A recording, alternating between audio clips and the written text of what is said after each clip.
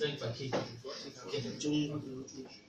qu'elle mette dans la tête. Et en dehors des mèches, il y a pas d'autres. Il y a des mèches, il y a des chikwang, il y a des cubes magie, il y a beaucoup de trucs ça se vend vraiment. Imagine la somme que tout ce qu'il a fait. Oui. Vous pouvez déjà vous échanger. Je ne sais pas peut-être si c'est les mêmes filières là, je ne sais pas. Vous avez peut-être connaissance, je ne sais jamais. Il y a d'autres cours qui sont. Il y a d'autres moments où vous êtes à Sousse, d'autres moments où vous êtes à Sfax, d'autres moments. C'est mieux déjà. Peut-être toi, tu peux aller passer les vacances à Sfax, tu viens chez lui. Ou bien lui peut aller passer les vacances à Sousse, il vient chez toi. C'est un peu ça. Sinon, je pense que j'ai dit tout ce qu'il fallait. Si vous avez des questions à poser, je vais répondre à toutes vos questions. Je suis là. C'est clair. Hein? J'avais oublié. Quand vous voyagez, bon, si vous voulez faire un petit commerce, vous pouvez peut-être acheter des mèches, tous ces trucs-là, les mèches, les chikwang. Ça va passer. Ah, quand tu mets dans les sacs, ça va passer. Ça va passer. Dans la valise. Dans la valise plutôt. Ça va passer. Qu'est-ce qu'il passe? Bon, tout passe, mais si tu veux partir avec la glacière, tu vas payer. Moi, j'étais parti avec la glacière, mais j'ai payé beaucoup d'argent. Beaucoup d'argent. Oui, $200. $200, oui. $200. Mais si vous mettez les histoires comme les mèches, les chiffons, c'est la valise, ça me dérange. Oui, les mèches là, on les achète. Ici, ça achète. Oui, on achète. Ici, on achète à 1800, 2000 francs. Là-bas, un sachet, un paquet. Il coûte $5. Et les filles mettent au moins 5 paquets. C'est vraiment une bonne université. C'est crédible. C'est même, tu vas remarquer qu'il y a une différence entre les gens qui sont là, dans cette université et dans d'autres universités. C'est difficile pour un Congolais de rester pendant longtemps à l'IH. Pourquoi? Parce que c'est un peu trop. On coince un peu les gens. Tu fais 4 absences, automatiquement tu secours les places pour toi, tu ne vas pas faire l'examen, tu vas le faire au rattrapage. Tu vas les faire où? Rattrapage, bon. Le rattrapage ici, c'est comme la deuxième session. Mais ce n'est pas la deuxième session. On va appeler ça seulement comme ça. Tu vas le faire au rattrapage. Pendant que c'est un cours que tu pouvais élever bien. L'IHE, c'est vraiment quelque chose de bien. Vous allez visiter, vous allez vous-même juger sur place. Et si vous vous donnez, vous pouvez terminer à l'IHE. Mais si vous suivez les gens, vous risquez de tomber comme tout le monde. Donc, vous 3, vous serez à l'IHE, 1, 2, 3.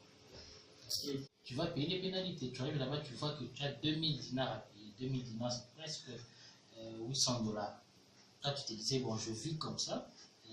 C'est le problème de la police, trop selon la police. Mais après, tu vas te retrouver avec 2000 dinars. C'est vrai parce que je connais quelqu'un qui est venu cette année. La personne a payé $800. Il a fait 3 ans en Tunisie, il n'utilisait pas les cartes de séjour. Et il a payé $800 de avoir vos cartes de séjour. Si vous ne savez pas comment faire, vous allez uniquement dans vos établissements, vous demandez qu'on puisse vous aider pour la carte de séjour. Vous connaissez déjà les éléments qu'il faut. Il faut juste aller à la police.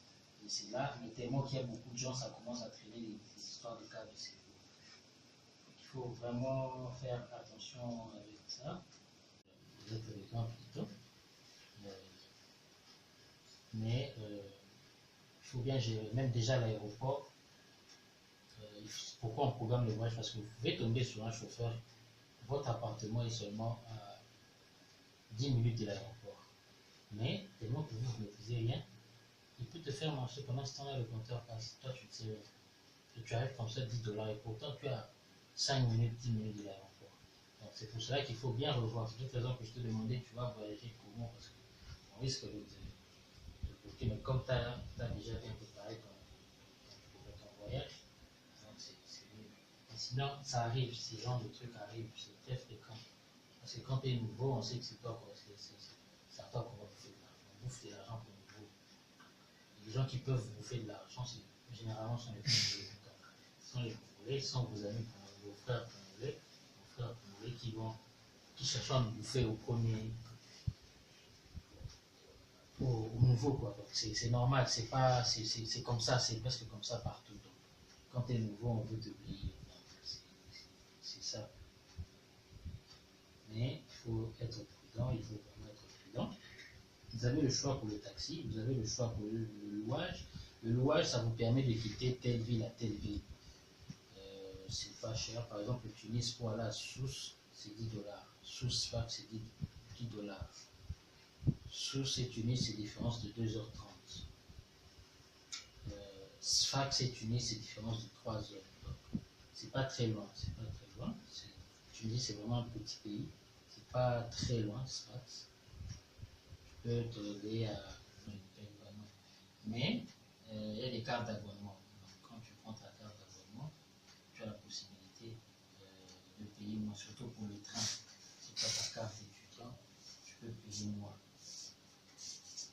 Ensuite, il y a un élément très important, c'est la carte de séjour. C'est quoi une carte de séjour? C'est un document qui te permet de rester en Tunisie, qui te permet de sortir de la Tunisie, de rentrer sans problème.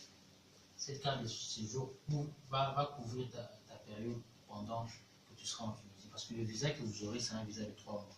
Ça va expirer dans 3 mois déjà. Et quand ça expire, normalement, vous devez rentrer au pays parce que votre visa est terminé.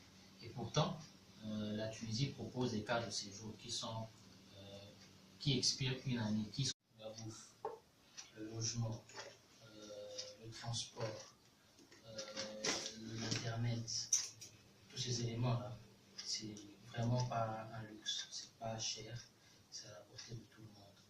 Donc c'est pas cher.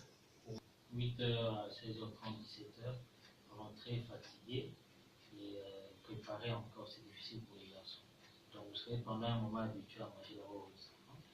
Et après, vous allez apprendre à préparer. C'est pas très bien de manger à tout moment au resto, parce que la bouffe déjà fait grossir. Vous devez essayer de préparer aussi nos bouffes d'ici pendant un temps. Donc vous allez gérer ce côté-là. Si vous ne savez pas préparer, vous mangez dans les restos, ce n'est pas un problème. Si vous savez préparer et que vous pensez que vous avez le temps après 17h, 18h, vous faites votre provision. Vous pouvez manger comme il le faut en fait. Le logement. Donc le logement aussi, c'est pas cher comme chez nous. À Tunis, par exemple, le système, ce sont les chambres. Ce sont les chambres. Il y a un appartement, et peut-être à 3-4 chambres, vous avez que le salon, la salle de bain, la cuisine. Si vous voulez occuper un appartement à vous, donc, je te dis que j'ai besoin d'un S+1, c'est-à-dire salon, chambre, cuisine, salle de bain. Là, ça peut être un peu plus cher, 200, 250 $. Mais si c'est juste une chambre, vous êtes en colocation, ça peut vous coûter 100 $ ou même moins, ça dépend. Ça dépendra du bailleur. Donc, vous allez acheter le système des chambres. La garantie là-bas ou la caution, c'est pas comme ici, 6 mois, 7 mois, c'est 1 mois. Vous payez une caution d'1 mois. En général, si ça dépasse, c'est 2 mois. C'est remboursable quand vous souhaitez quitter le pays, que vous entamez les démarches pour récupérer votre caution. Donc, la caution, c'est soit un mois, si c'est un appartement à 100 $, c'est une chambre à 100 $, vous payez mois. Et il y a aussi l'argent du bailleur, du commissionnaire, qui est la moitié du mois. Donc, si c'est 100 $, c'est 50 $. Il y a aussi les appartements. L'avantage des appartements des universités, c'est que vous trouvez tout à l'intérieur. Vous trouvez le lit, vous trouvez tout ce qu'il faut. Vous avez juste à venir avec votre valise. Et c'est bon. Des fois aussi, si c'est très bien organisé, il y a des gens, il y a des bornes qui viennent peut-être nettoyer, pas chaque jour, peut-être 2 fois la semaine ou une seule fois la semaine. Si vous avez plus de chance, vous pouvez avoir ces gens-là. Sinon, vous allez le faire vous-même. Ça veut dire l'appartement, ça veut dire que vous n'avez que la chambre et un lit. C'est le minimum. On vous donne ce qu'il faut. C'est pas qu'on va vous donner un grand lit. Non, on va vous donner un lit qu'il faut pour les étudiants. Peut-être ça peut être cette taille. On va vous donner un lit, une chaise, donc un bureau, une chaise, table. C'est tout. Hein, donc c'est l'armoire. Et l'armoire, oui, ça, il y en a toujours. L'armoire est hébergée dans les appartements. les avantages, c'est que vous payez au moins 2 ou 3 ou 4 mois même de loyer. Tandis que les appartements, donc comme ça, vous payez juste le premier mois, c'est tout. La connexion Internet, ça, c'est vraiment pas un luxe. Avec 60 $ ou 80 $, vous pouvez assurer votre connexion pendant une année. C'est pas cher. C'est pas cher. Donc, 60 $, vous pouvez utiliser votre connexion pendant une année. C'est à vous de voir. Déjà, à l'université, la connexion est gratuite. Mieux qu'ici. Des fois, même, c'est peut-être moins que ça. Vous allez ici aussi le voir. Tout ça, mais s'il y a des conditions pour avoir la connexion à la maison, on demande certains documents. Vous allez gérer sur place. Bon, le transport. En Tunisie, comme transport, il y a le taxi, il y a le louage. Le louage, c'est comme le bus. C'est toujours le taxi. Et puis, il y a le métro. Le train, c'est très rare. Il y a le métro. Le métro, l'abonnement, il est à 60 à 80 $. C'est pas cher, mais bon, les gens n'aiment pas trop le métro. Les trains, même, c'est presque gratuit. Je vous dis bonjour, comment vous allez? Donc, la plupart me connaissent, d'autres ne me connaissent pas encore. Moi, c'est M. Jocelyn, M. Jocelyn Aurel. Je suis responsable de ce bureau. Et ça fait maintenant 6 ans que je suis dans ce domaine-là. Bon, si on a organisé cette activité, premièrement, c'est pour essayer de vous dire si vous êtes acquis par rapport à l'avancement de vos dossiers. C'est aussi pour que vous puissiez vous connaître entre vous, essayer d'échanger déjà à partir d'ici. Et si jamais peut-être là-bas vous pouvez soit habiter ensemble ou faire autre chose. C'est un peu pour ça qu'on a organisé. Aujourd'hui, c'est le deuxième groupe. Il y avait le premier groupe qui est déjà parti il y a 2 semaines. Donc ils sont déjà partis là.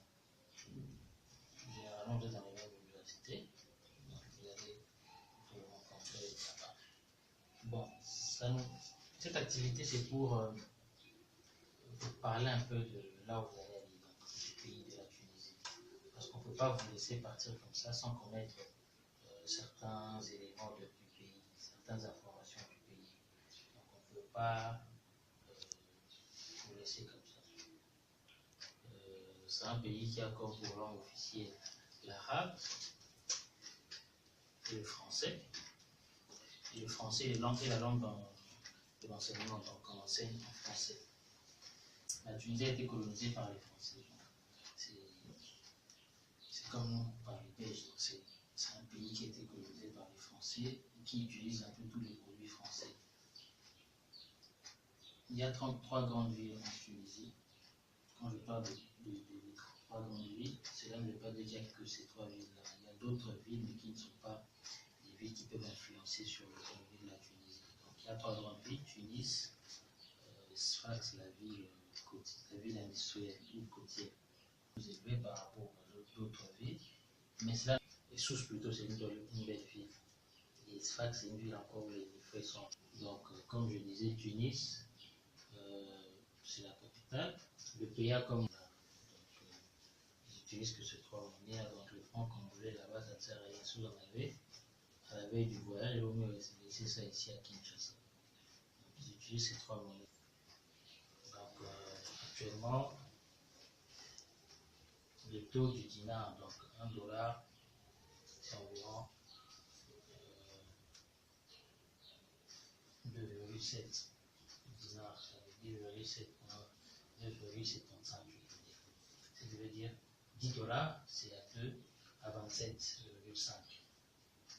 100 $, c'est à 275. Du coup, si vous devez changer, on ne va pas vous mentir. Donc, tu sais que si tu changes 100 $, tu as 275 dinars. Si tu changes 50 $, tu as presque 100 $. Vous bouffez déjà à l'aéroport, vous changez 100 $, on vous donne 100 dinars. Bon, vous dites que comme c'est 100, c'est la même chose. Et pourtant, vous avez bouffé presque 60 $. 60 $. Donc, il faut maîtriser la $. C'est 2,775. c'est à partir de 1 dollar que vous allez faire les calculs de la somme que vous voulez changer. Donc, qu'on ne vous dise pas, donnez-moi, je veux changer. Non, déjà, il y a même les taux quand vous allez à l'aéroport. Là-bas, si vous voulez changer à l'aéroport, il y a le taux déjà à côté, vous changez ce taux. Parce que si vous ne changez pas l'argent, c'est un peu difficile. Là-bas, la Tunisie priorise leur monnaie. Du coup, tout ce qui est comme dollar, euro, ça devient un peu difficile pour les utiliser parce qu'il faut déclarer cela, il faut aller à la banque centrale, il faut faire beaucoup d'acrobaties. Dès que tu es à l'aéroport, comme on sait que le groupe, tu as la facilité de changer. Très facile. Ensuite, la Tunisie, bon, comme saison, il y a 4 saisons en Tunisie. Actuellement, on tend vers l'hiver, mais c'est la moitié de l'automne.